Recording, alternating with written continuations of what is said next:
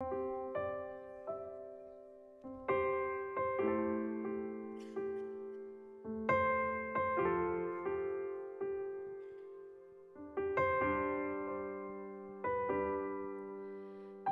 running after this lost heart of mine, picking up all the pieces I've left behind.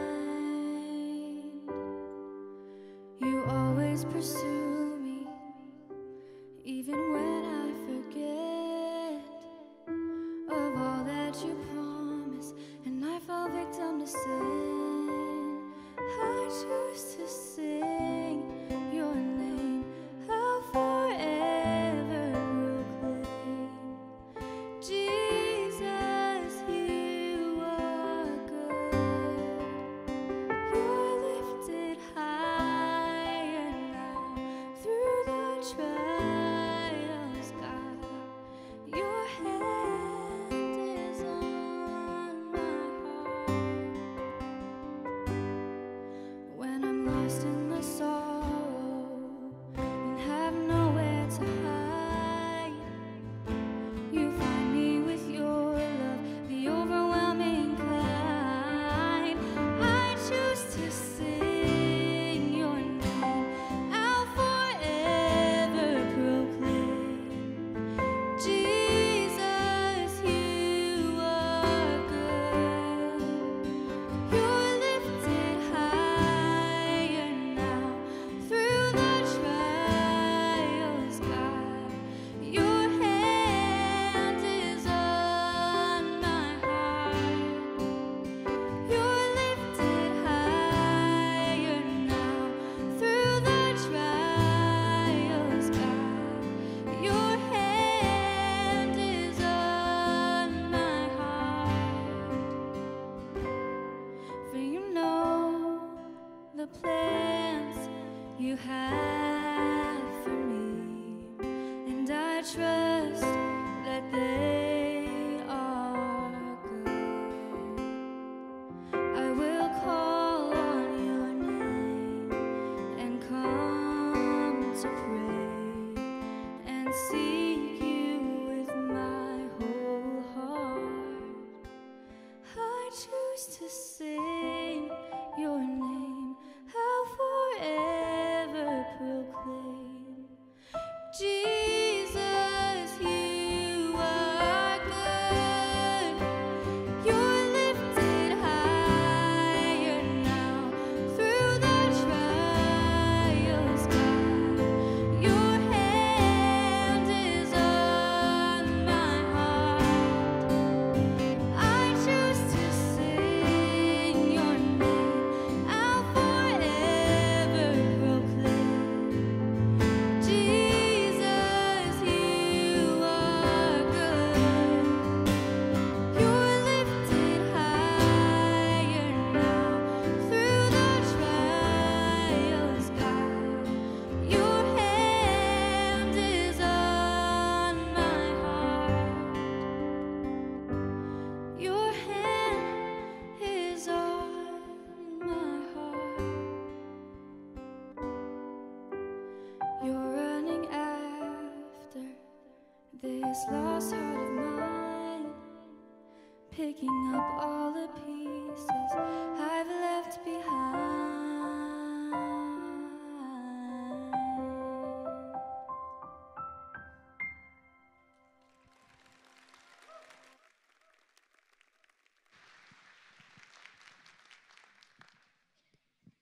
Well, good afternoon, everyone. How you guys doing today? Great. Well, that song that you just heard was written by Jenna, and she sang it herself. Can we give her another round of applause? And Jenna titled that song Jeremiah 29:11, and she was an alumni or is an alumni of our Kaleo program. And if you don't know what Kaleo is a program where we go into local schools and we partner with them and bring them an arts program where we're pursuing finding the unique gifts that every kid has and allowing them to present it on stage. And so Kaleo actually just came out with their third album. And if you're interested in hearing some of the music that they've written and produced this time, that they've written themselves and sang, we'll have that available in the lobby for a small donation of $5. And so we would just love for you to take part in that. Well, my name is Aaron Jones. I am the Worship Arts Director here at Clinton Township. And it is so great to be here with you guys today. If you're new here, or if you have questions, or you've been wondering, how can I get more involved here at Kensington? How can I dive in? We have a special area for you. It's called the Hub. It'll be out there in the lobby as soon as service is over. Will there be people there willing to answer your questions and to talk to you about what you can get involved in? Speaking of which, there's an event that we have coming up called McRest. And if you haven't heard of McRest, McRest is an opportunity where we get to serve the homeless. And we have homeless women and children that come in. And we actually have the opportunity of hosting it here this year. Yeah. And so October 28th through November 4th, we'll be hosting the McRest program here at Clinton Township in this building. And so we're still looking for people to volunteer. So if you or someone that you know wants to dive in and volunteer, we welcome all volunteers to be here just to cover shifts, from anything from providing food or just being here to really pour into those women and children, praying for them, singing with them, and just living life with them here at Clinton Township.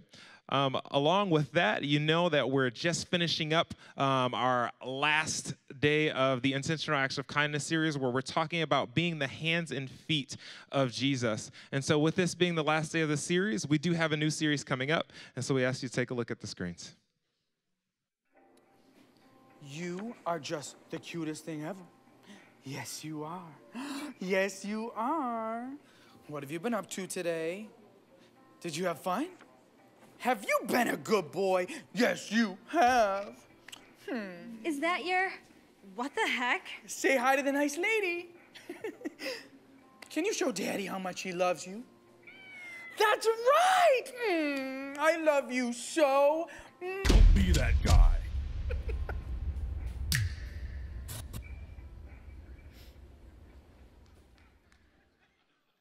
Now, listen, if you FaceTime with your cat or dog, there is no judgment here. This is a judgment-free zone.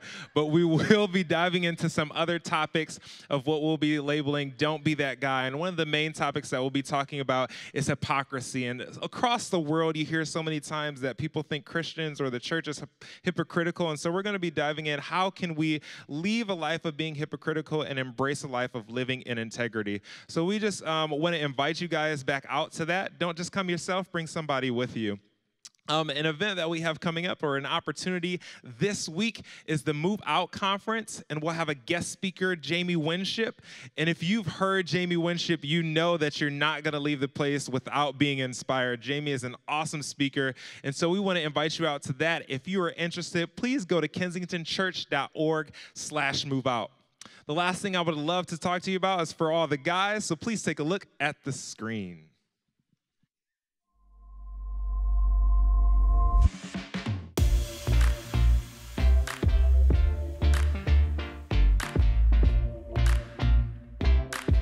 Hey, Kensington, we have our Man Up Men's Retreat coming up, and this year we are talking about courage. We're going to look at the life of Peter and how Peter... I love Peter. Listen, Peter was a bad man. He walked on water, killed Captain Hook, and makes a heck of a peanut butter. Wrong Peter. You're the wrong Peter. Listen, boys, if you want to do something like that, walk on water, I got something for you. I started me a Kickstarter, and this is called my Birkenstocks 2.0. So if you want to walk on water, you just buy you some Birkenstocks for $108. Go show them all the work, boy. Knees higher. Come on, man. No, dummy. Come on, get up. What are you doing? Amen. October 5th through 7th, invite a friend, be there. Man up. Stay on top of the water, boy. All right, like, whale. You owe me $108.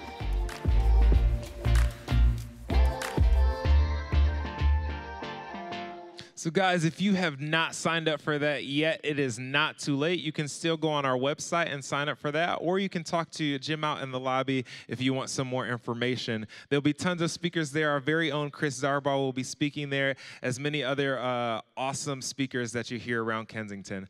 The last thing that I would love for everyone to do is stand up and say hello to someone that you don't know.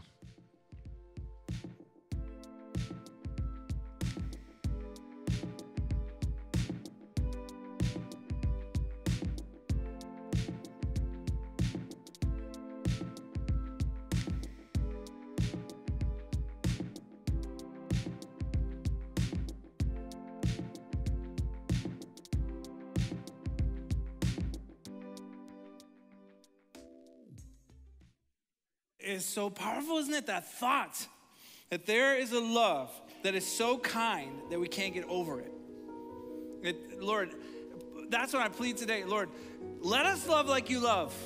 Can we understand that kind of love? That's what we're hoping is going to be happening. And then if you have ears to hear, if you can see this, if you can step in, no matter who you are, no matter where you stand, that there's a need, and we're saying, let's act, let's step into the need. That's really what we're going to be talking about the next 3 weeks in this series called Intentional Acts of Kindness.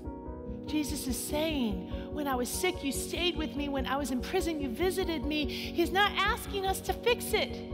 He's asking us to sit in the middle of it and look at the person in their eyes and love them.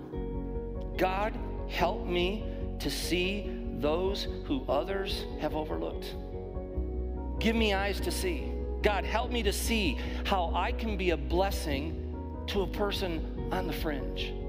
I think all of us can look at that and say, yes, there's something about it. There's something in us that really longs for that kind of interaction with someone. One act of love could bring so much change and transformation in someone's life, and that it would lead to another act of love and another act of love and another act of love and another that could really change the world. You know, when you start to see people as valuable, you might go somewhere and it's the person's job to serve you, but as a follower of Jesus, it's always your job to serve them. We're going to live out what we talked about last week, which is taking our eyes off of ourselves and looking at the world around us. If we're going to change this world and show them who Jesus is, we've got to have our hearts in the right place. I have to have my heart in the right place. That's really the core of what this intentional acts of kindness is rooted in. What does it look like to have eyes to see people as God sees them in situations? What does it mean for our heart to break for the things that break our heart? And what does it mean to go out and just share his kindness rooted in him to a community? Longing for a joy and a freedom and a passion with your Creator, it's possible. It starts with this heart. It starts with a heart condition. And Jesus is saying, I am the ultimate surgeon. Can you imagine for a moment if every one of us in here, myself included, just prayed the prayer and said, God, help me to see the way you see. God, help my heart to break and listen to you and to be tender to hear from what you want me to do. Then that would be the rocket fuel that this church and our community and this world will need. And we could become a church that truly can say, we believe that actions speak louder than words, because the things that we're doing out here comes from right here. In order for God to change the world, he has to begin to change our hearts.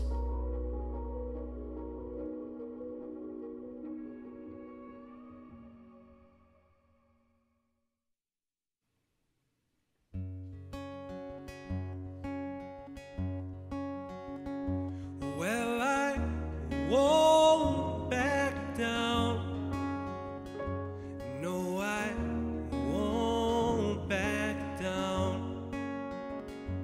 You can stand me up at the gates of hell, but I won't back down. No, I'll stand my ground. I won't be turned around, and I will keep this world from dragging me down. Gonna stand my ground, and I won't back down. Hey.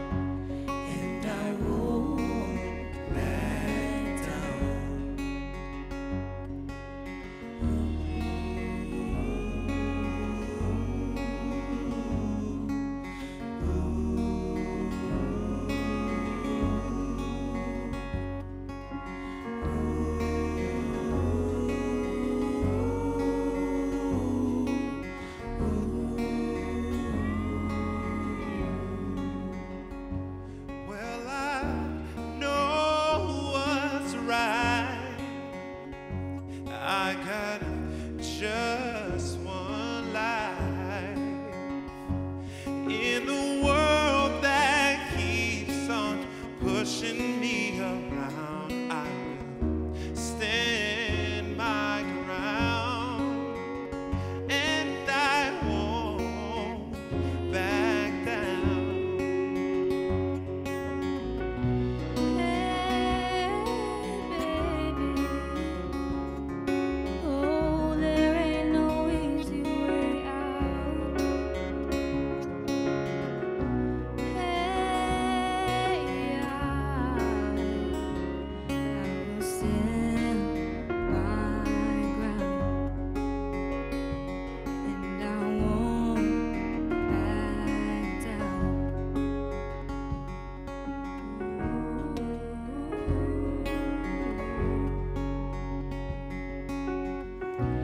Hey, baby, there ain't no easy way out. Hey, I will stand my ground, and I won't back down. No, I won't back down. No, we won't back down.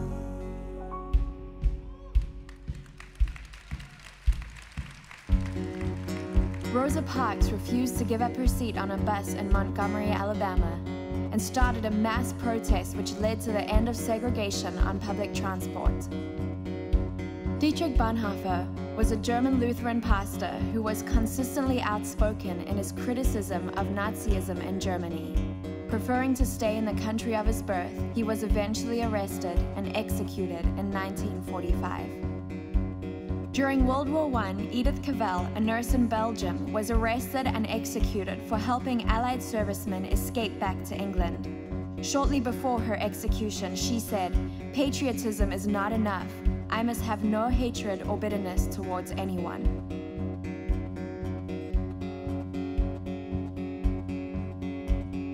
Climbs up on the hill, on the rock on which he stands. He looks back at the crowd, he looks down at his hands, and he says, I am a difference maker, yeah. I am a difference maker, oh I am the only one that speaks to him, and I am the friendliest of friends of God.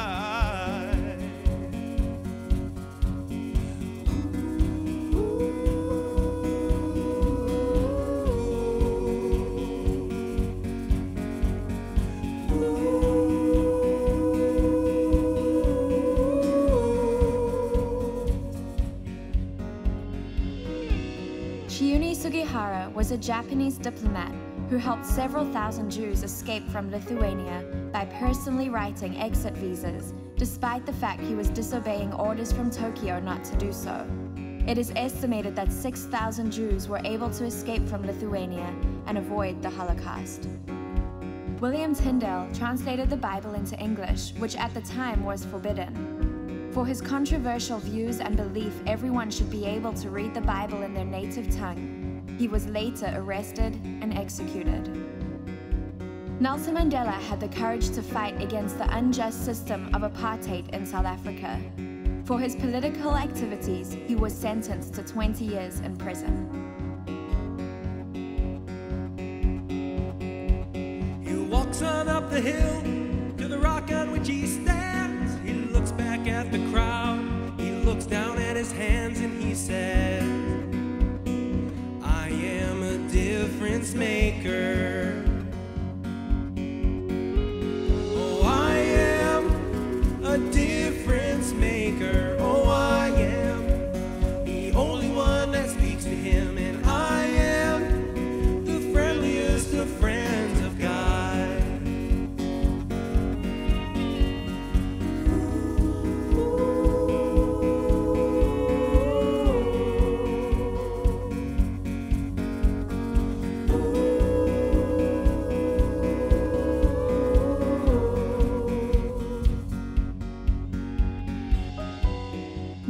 Yousafzai, a Pakistani schoolgirl, defied threats of the Taliban to campaign for the right to education. She survived being shot in the head by the Taliban and has become a global advocate for human rights, women's rights, and the right to education. Maximilian Kolbe was a Polish Franciscan priest.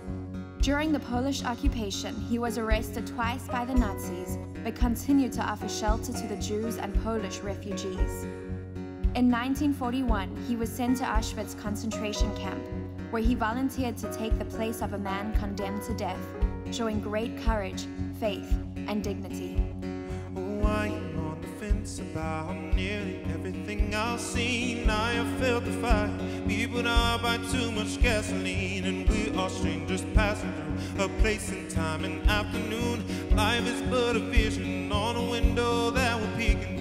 A helpless conversation with the man who says he cares a lot. Passive confrontation about who might throw a punch or not. And we are all transgressors, we're all sinners, we're all astronauts. So if you're beating dead, then raise your hand, but shut up if you're not. 'Cause I am a difference maker. Oh, I am the only one that speaks to him. And I am the friendliest of friends of God.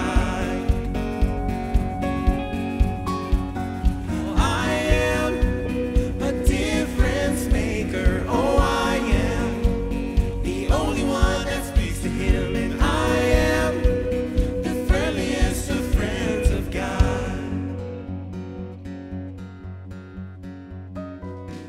In 1996, hundreds gathered to protest a KKK rally in Michigan. They chased down a white man wearing a Confederate flag t-shirt, knocked him down, and started hitting and kicking him. An 18-year-old girl, Keisha Thomas, threw herself on top of him to protect him from the angry mob.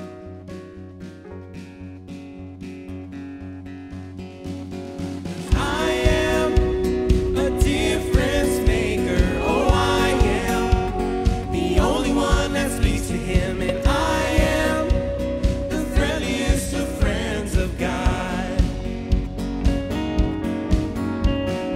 I am a difference maker. Oh, I am the only one that speaks to him. And I am the friendliest of friends of God. Oh, I am the friendliest of friends of God.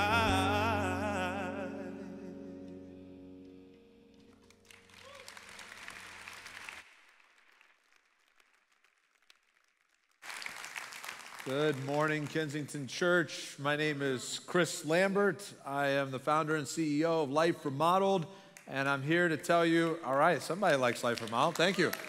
I'm here to tell you good news today that whether you know it or not, you are made to be a difference maker, and we're going to talk a little bit today about some of the work that God's called us to do as Life Remodeled. Chris Zarbal, your pastor, wanted me to come in and share a little bit about that, and then I'm going to share also my story so that you can see that really God can use absolutely anybody. You'll know that once you hear my story. And then we're going to talk about what is God saying to you, right? Who is God calling you to invest in as we talk about this series of intentional acts of kindness, and who is he calling you to invest in for years to come? So I want to start with a little bit of an intro of Life Remodeled, who we are. We're a Detroit-based nonprofit. We do 3 things every year. Number 1, we renovate a community asset. Number 2, we repair owner-occupied homes. Number 3, we mobilize 10,000 volunteers in 6 days to beautify 300 city blocks. But what that's really about is bridging people across divides to help transform each other's lives. So what I want to show you right now is a 2-minute video recap of what God did last year when we had 11,032 volunteers in 6 days. Check it out.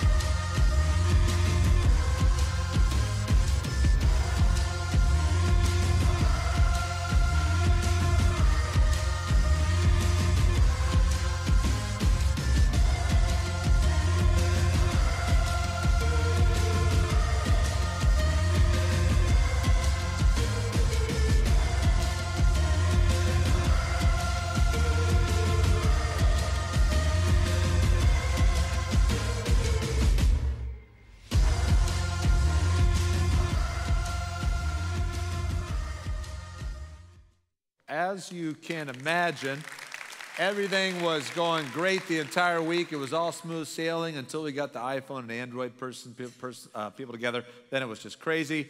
But in the last 4 years, we've renovated 4 schools in Detroit, mobilized a little over $21 million. Now 74% of that is in kind. We get a lot of help from local construction companies and other businesses. We've also beautified 1,273 blocks, repaired 184 homes, boarded up a few houses, and we mobilized a couple volunteers along the way. Here's some work that we did at Cody High School on the west side of Detroit. We put in a medical simulation lab where kids can learn to become certified nursing assistants, EMTs. This is also the home of the first and only firefighter academy in any Detroit high school where kids can be hired as firefighters straight out of school. Cody had not had a home football field in 6 seasons. They played every single game away, including homecoming. I don't know how you do that, but kids in Detroit are resilient, so we ended up coming alongside them to build a $1.2 million synthetic football field. We re-roofed the building at Osborne High School because when it rained outside, it literally poured on kids during class. We put in a new gym floor at Osborne. I'm excited to say the boys basketball team made it to the Elite 8 in the state of Michigan 2 seasons ago. So go Osborne Knights. Here's what we do for homeowners. Homeowners can get 1 critical repair for free, and we give them 3 options. They can get a new roof, new furnace, or new windows. 100% of the labor and materials are donated by professional local contractors.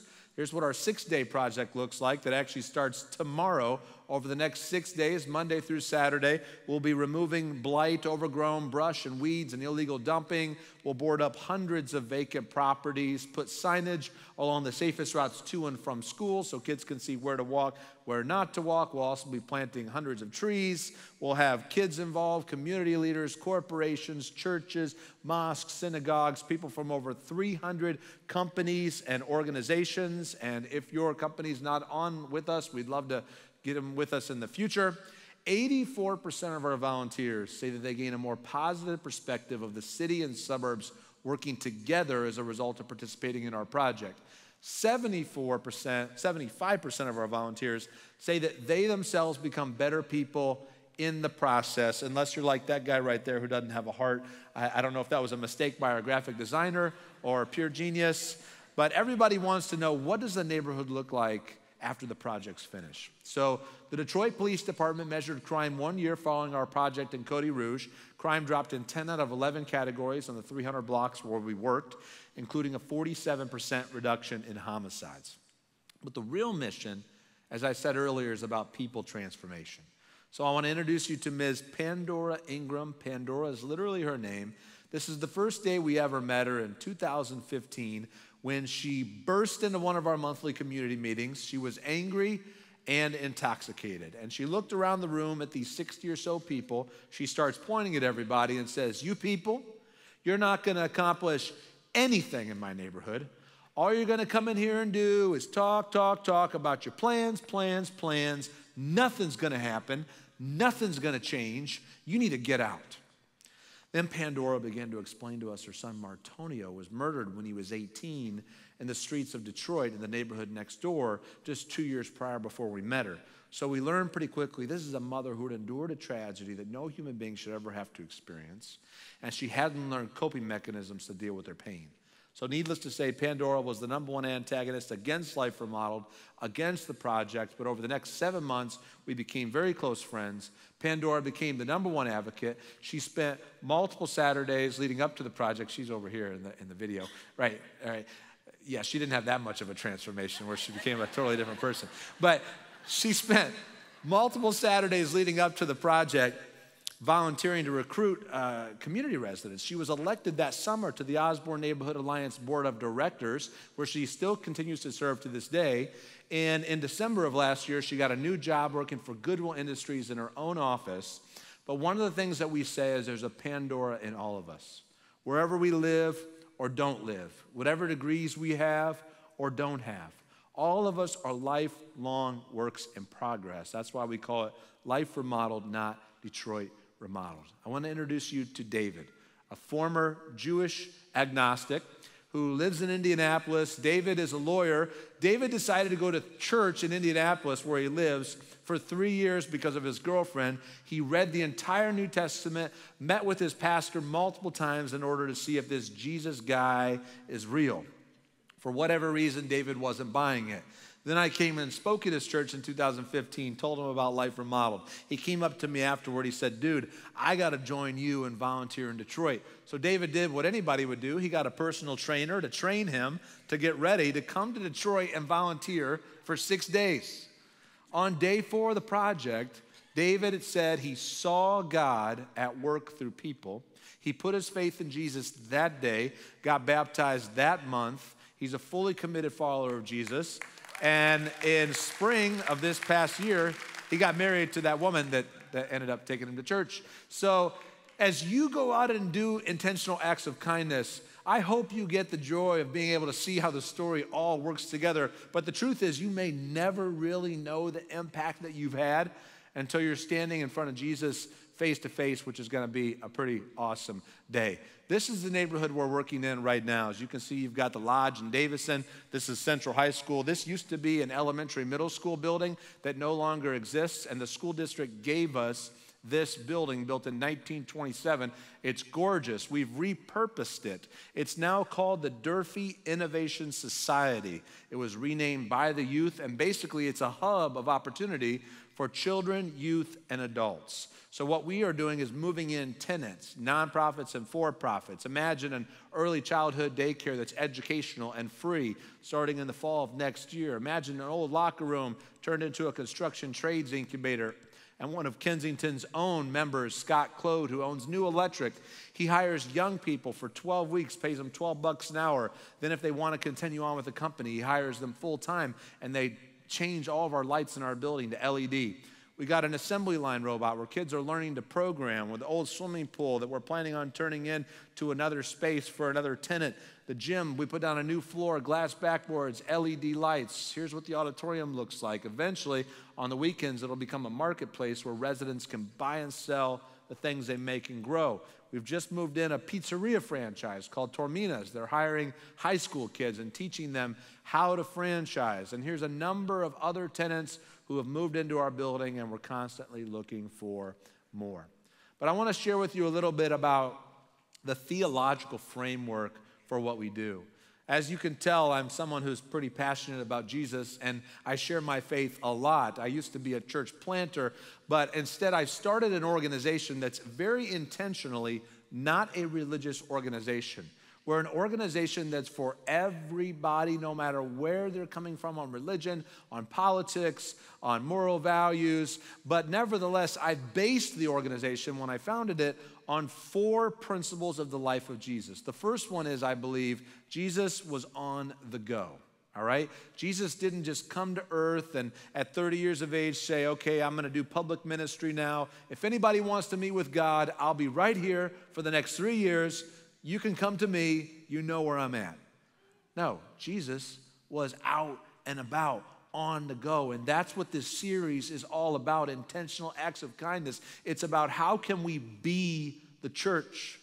Church isn't an event. Church is a way of life. And many of you already have stories of how you're out there going, and that's awesome. And so what we do is we go from neighborhood to neighborhood. We used to only spend 1 year in a neighborhood. Now we've decided to stay 4 years in the neighborhood we're currently investing in, the central neighborhood. The second thing I see in Jesus' life is it comes from the first question of really, where did he go? And I think Jesus traveled to individuals and neighborhoods with the most significant needs. You know, you may not agree with me, and if you can prove me wrong in the Gospels, I want you to shoot me an email. But when I look at Jesus' life, it appears to me that he spent the majority of his time with the people who are suffering the most, who were on the fringes of society, who had the least amount of opportunity. And that's just kind of how he rolled. That's where he went. And so I'm wondering, who has God put on your heart to influence, to do acts of kindness with or to or for? And who is he putting on your heart today? What we do is we go to some of the toughest neighborhoods in Detroit, the ones that aren't getting the investment that other places are in the city. The third part part of Jesus' life that we base the organization on. Jesus led with actions and followed with words. Now, I don't know where each of you come from, but maybe you grew up in a faith tradition that only emphasized one or the other. Maybe you grew up in a church where they only talked about evangelizing with your words, and they gave you a formula of how to lead people into heaven and where do you go if you were to die tonight, and you thought your job on earth was to tell as many people as you possibly could. Or maybe you grew up in a faith tradition or a church that said, no, we don't need to talk about Jesus at all. All we need to do is do good things to other people. We don't want to try to convert anybody. But if you look at the life of Jesus, he lived both of those radically, and usually he led with actions. He demonstrated the gospel before he talked about the gospel. He cast out demons, raised the dead, touched the untouchables, brought racial reconciliation between Jews and Gentiles, and constantly demonstrated the kingdom. Then he explained verbally what the kingdom is really about. And so I don't know if you'll have an opportunity to do that when you do your act of kindness, but if you do, that's fantastic. Don't force it. Just let the Holy Spirit lead. And so what we do is lead with very dramatic action in the 6-day project. This is about 4 hours worth of work where this house was there. You can't see it, and now you can. The fourth thing about Jesus, sometimes Christians don't agree with me on this, and I want to see what you think. Jesus engaged non-believers to advance the kingdom of God with him. Amen. This guy agrees. Maybe you should come up here and finish this sermon, all right? I like that. So I think we can all agree that Judas was not a believer.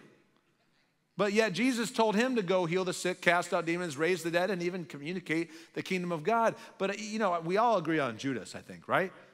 But I think we can agree that all 12 of the disciples were not believers that Jesus was the Messiah. You have that one moment where Peter, who just, wants to be the first one to try to get the right answer, says, oh yeah, you're the Messiah. But of course, Peter's the very first one to deny Jesus and say, I don't believe any of it. I was led astray. None of them really believed he was the Messiah, yet Jesus called them and 70 other disciples to go out and do his miraculous work even before they believed in him. So as you're doing acts of kindness and handing out that card saying, hey, inviting people to pay it forward, you may be serving someone very far away from God, and they may serve someone else and not even realize that they're a part of God's story. And that's a lot of times how God works. And so what we do is we bring together people from all different walks of life so they can experience the miraculous even before they believe. I want to share with you a little bit about my story so that, again, you can understand that anybody can be a difference maker, as we sang earlier. I grew up in a very small town in northern Indiana. Now, when I say small town, I mean we didn't have a 4-way stoplight until I was in middle school. And it was a big deal when we got this stoplight. And so some guy decided to build a gas station right next to it and call it Stop and Go. Transformed our town. When it came to spirituality and religion, my parents would take my sister and I to church service about half the year because they felt like it was the right thing to do in the town that we grew up in, that you're supposed to do that stuff. But for whatever reason, they never talked about God in the home. Somehow, some way, as far back as I can possibly remember, I was this really spiritual kid. I loved the person of Jesus in particular. And as time went by, in 8th grade, I got a nickname. I used to be called Lambert. My last name is Lambert. Lambert the Jesus Freak, all right? And I was proud of that title. I was the kid who was going to try to convert everybody in school to Christianity. I thought I was doing God a big, big favor, and that kept increasing until shortly before I turned 16, I hit a growth spurt. And as you can see, that growth spurt didn't last very long, but I became kind of a big fish in my small little high school of 1,100 kids where 3 different towns went to the same school. And I began to think to myself, wow, my buddies who are not following God seem to be having a lot more fun in life than me and my dorky little youth group. So I'm going to become a little bit more like them without jumping off the deep end. Now, here's where the story gets ridiculous, as if it wasn't ridiculous enough already. At 16, I decided I was going to do something crazy. I was going to start cussing for the first time in my life. Now, I'm a very intentional person, so I remember driving down a country road in my Jeep Wagoneer. I put down my rearview mirror, I looked up at it, and I said, shh, okay, I'm not going to tell you what I said, but you can fill in the blank. Now, I'm also an all or nothing kind of person, so I go to school the next day, every third word's the F word, and son of a, and you name it, and everybody drops their jaw. They said, what the heck happened to Lambert, the Jesus freak? And they were laughing, I was laughing. That was a whole lot of fun for about 10 minutes, and then that wore off. The next thing I decided I would start doing would be dating girls and all that comes along with that for a teenage guy who doesn't have his eyes on God. Then all of a sudden that wasn't enough, so I started drinking and drank more, and then that wasn't enough, so I used various drugs. Graduated from high school in 1999, moved to Indiana University to study business and get ready to go to law school and become a real estate developer. And while I was at Indiana University, I joined the largest fraternity on campus so I could have more of everything I was looking for. For 6 years of my life, from the ages of 16 to 22, I did whatever I wanted to do, whenever I wanted to do it, and life was going pretty good, or so I thought. Except there would be nights when I would lie in bed and think to myself, wow, I got to be missing out on something here because this just is not doing everything for me that I thought that it would. So my solution to my perceived problem was just to do more and more of all the above. My junior year, at 22 years of age, I decided to move to Australia and study overseas for 6 months. And while I was there, I had what I would call a radical encounter with God. And basically a couple things happened. First, I began to travel around to various countries in Southeast Asia and the Pacific Rim and, of course, Australia. And I began to realize the world is a very big place. And I'm just this little itty-bitty speck of dust on the planet. This thing does not revolve around me, which was important for my identity and sense of self at the age of 22. The other thing that happened was I met a couple guys over there who became my best friends. They happened to be Jesus followers, Christians. And they were pretty cool guys. They could go out to a bar, have a drink or two, and then go home. Meanwhile, I'd stay out doing everything that they weren't doing. Eventually, they said to me, hey, Chris, why don't you come with us to our church service? And I was like, you know, man, I did that when I was a kid. I used to know God. I even tried to reconnect with him a couple years ago. Went to church service, did not work for me. But because you're going, I'll go. So I go to this little Anglican church. I don't know if you know anything about the Anglican church. I didn't know anything about it. But it's like Church of England, basically like an Episcopalian church. And the pastor was wearing skateboarding shoes and skateboarding shorts, which is very uncommon in the Anglican church. And I'm like, this is kind of weird, but it was good enough to where I went back a second time, and then I ended up going a third time. The third time that I was there, this pastor preached a sermon that basically outlined my life to a T. As he was wrapping up, I felt like God was speaking to me for the first time in my life. And what I felt like he was saying to me is this. Now, this is going to sound weird to some of you. Others of you are going to know exactly where this comes from. I felt like he was telling me I was like lukewarm water. I wasn't hot and I wasn't cold, and he was about to spit me out of his mouth. Now, some of you know that comes from the very last book in the Bible, in Revelation. That's a specific cultural analogy. That wasn't something the pastor said that night, but I know I read that when I was a kid. That's not what directly changed my life, but what it did for me is it spiritually sobered me for a few seconds. Now, I wasn't on any drugs or alcohol this particular night. It was an evening church service. But I would say if there's ever such a time that I was spiritually sober, it was that brief moment. Over the next few seconds, I began to see visually that for the past 6 years of my life, from the ages of 16 to 22, that God basically let me do everything I wanted to do. I pretty much got everything that I wanted. He didn't mess up my plans. He didn't send me to jail for drugs or for drunk driving. I should have been there many times. And all of a sudden, it hit me. At no point during those last 6 years had I ever been as happy or as satisfied as I was when I was Lambert the Jesus freak. And this pastor did an altar call, which also doesn't happen in Anglican churches, and he invited people to come up front. And I remember exactly what I did. I got down on my knees. I looked up. I said, God, from this moment forward, I will stop doing whatever you want me to stop doing, and I will start doing whatever you want me to start doing. I never ended up doing another illegal drug from that time on. I stopped getting drunk. I'll go out and have a glass of bourbon or beer, but I don't get drunk. But I think too often as Christians, we focus too much on, all right, if you give your life to Jesus, what are all the things you're going to stop doing in your life? And believe me, there's a lot of things that needed to stop happening in my life, and I still have struggles today like all of us.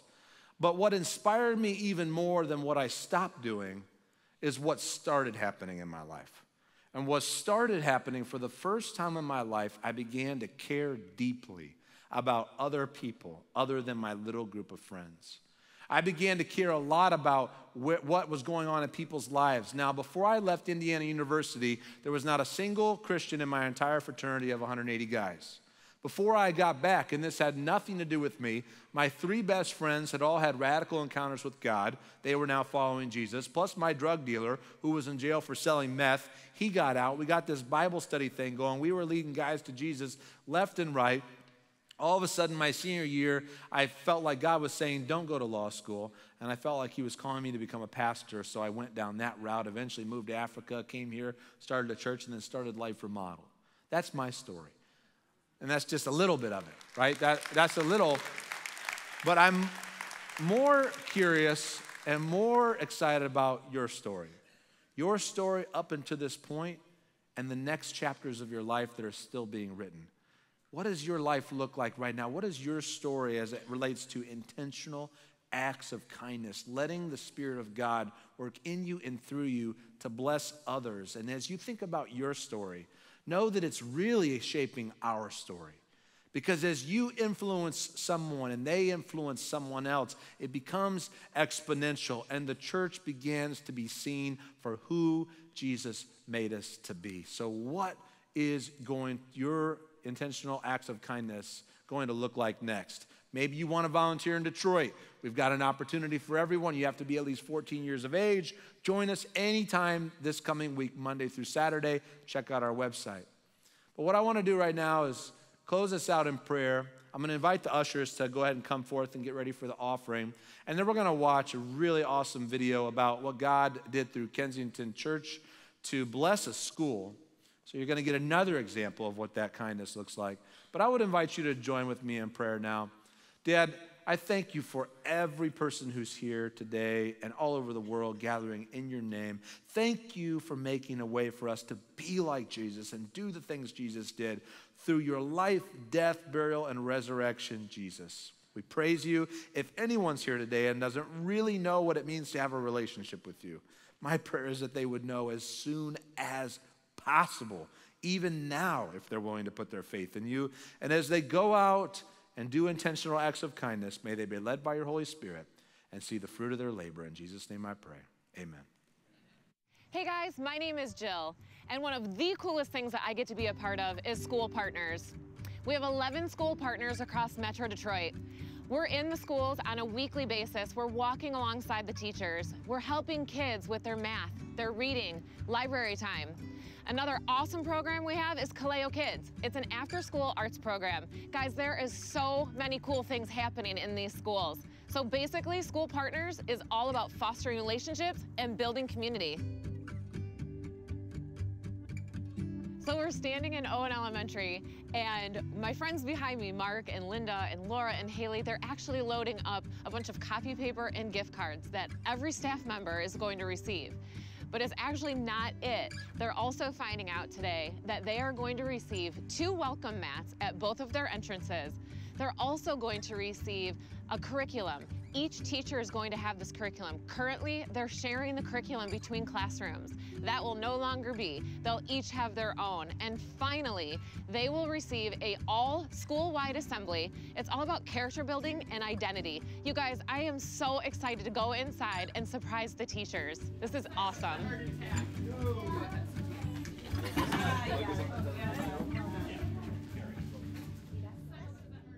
All right, guys. So we are actually in the hall at Owen Elementary, and we're getting ready to go surprise the teachers. Mrs. Smith, the principal here, she called a mandatory staff meeting, and we surprised them with coffee and desserts, and they think right now, like, that's all they're getting. And I'm so excited because we're gonna go interrupt staff meeting and give them all the gifts. Hey guys. Hi. Hey, I know you guys are in staff meeting. I'm really sorry. We actually have a really cool surprise for y'all. Well, okay. Okay. Yeah. Okay, So thank listen you. for your name, you guys.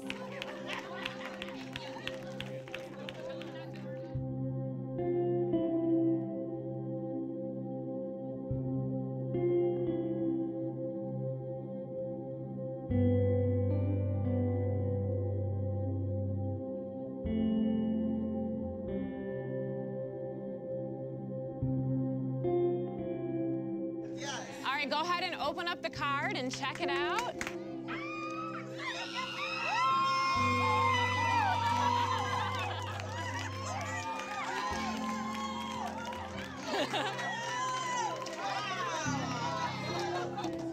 This gift card is for you guys to spend on you. Don't spend it on your kids. Don't spend it for your classroom. Don't spend it for your boyfriend or husbands. This is for you.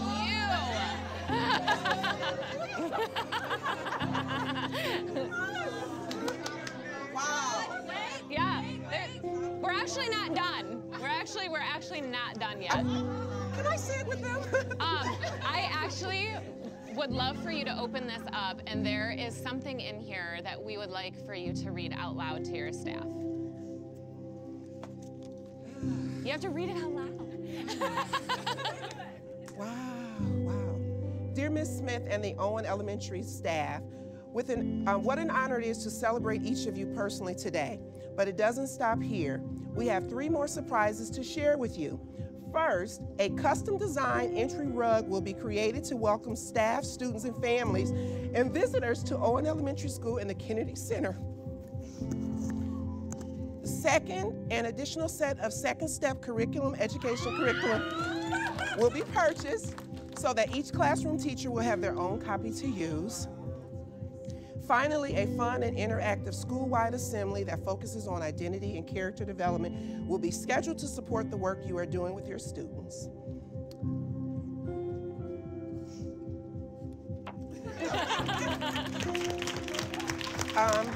Thank you again for your dedication, your commitment, and for the love you show to your own students and families each and every day.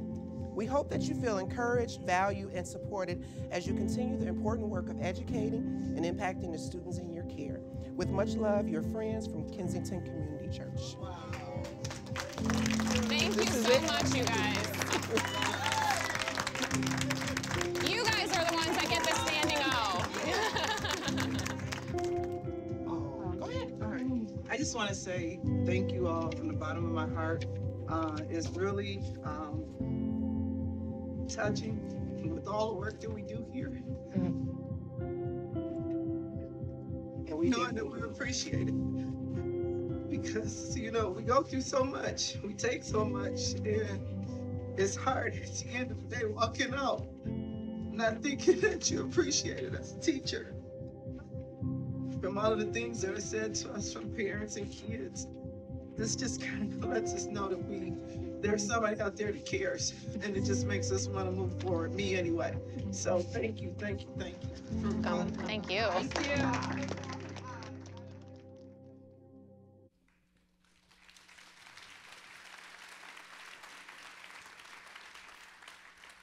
I think watching that video, I just see one of the purest examples of what it looks like to really be the hands and feet of Jesus. And you saw in the video that they passed out these reams of paper, and you may be thinking, well, it's just paper.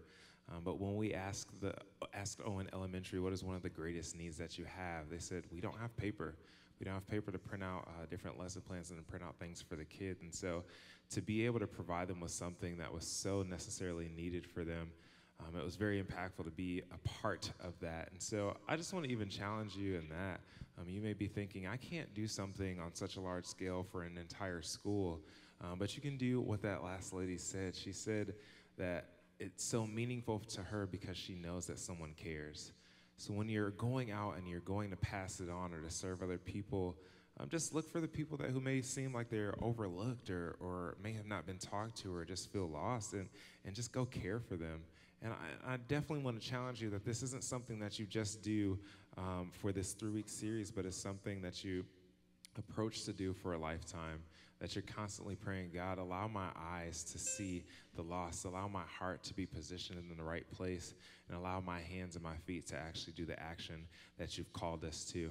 And when you walked in today, you received cards to fill out different stories. So if you have a story of an intentional act of kindness that you've experienced this week, we'd love to hear it. So if you wouldn't mind writing that down and then dropping it in the basket on the way out, we'd greatly appreciate that. I would love to invite you guys to stand. We're going to sing a song called Marching On. It's a song that I think is a great way to close out this 3-week series of intentional acts of kindness where we're talking about walking in what God has called us to. Let our praises remind all the darkness of how great and how mighty our God is. For the battle belongs to the Lord and no one else. We are standing in holy defiance as we loud in the silence. For the battle belongs to the Lord and no one else, no one else. We'll sing hallelujah for all hell to hear. Shout out Hosanna above every fear. Strongholds will crumble like castles of sand. We are marching on. We're marching on. We're marching on.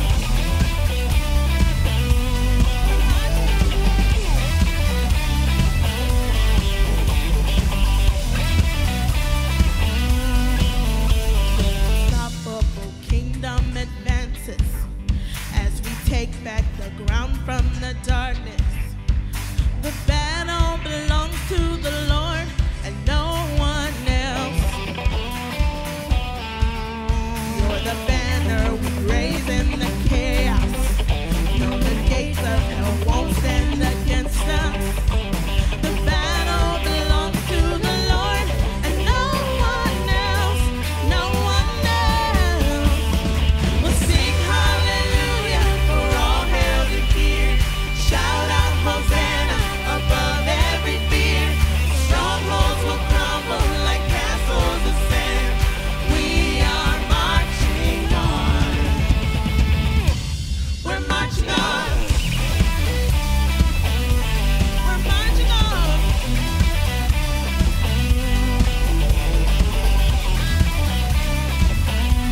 We're marching on.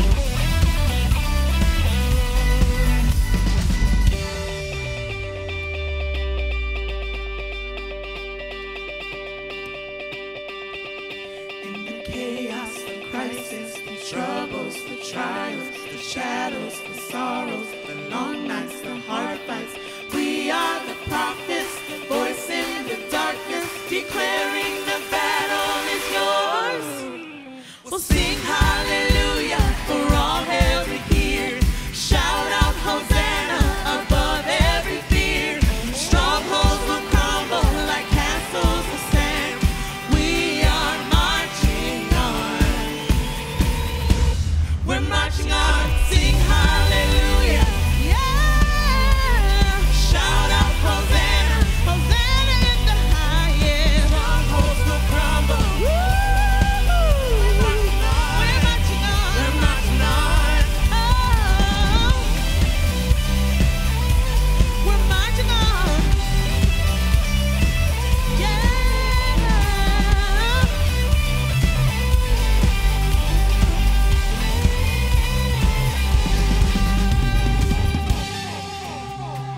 We are marching on.